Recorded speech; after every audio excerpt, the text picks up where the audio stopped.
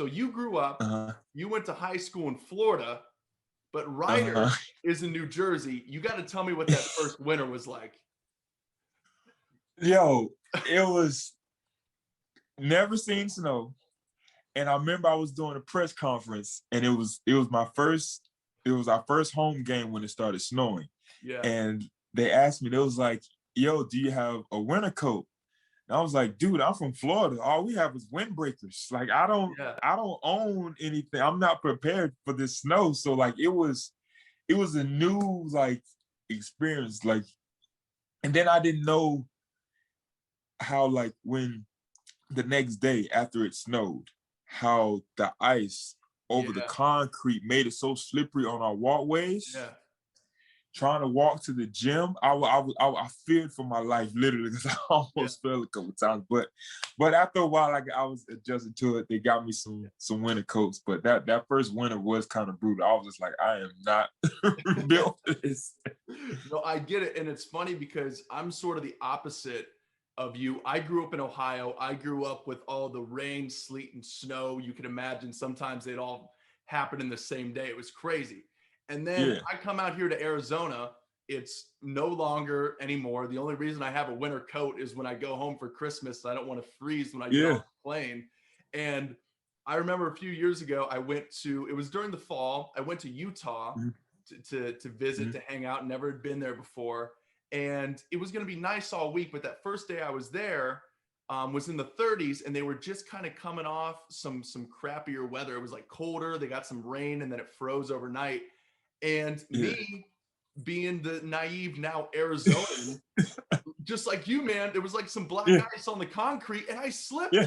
If if this would have been a few years ago before I ever came out to Arizona, I'd have been a pro. My balance would have been ready. But just like how you adjusted, it left me so quickly when it's gone. Right. Exactly. I remember when this was our third. Well, it was my second year when I was like, okay, I'm adjusted to it. I got this. So we were in a postseason tournament. So, spring breaks back in Florida, everybody goes to like Penrose, like it's warm and all that kind of stuff. So I'm thinking, okay, it's gonna be warm.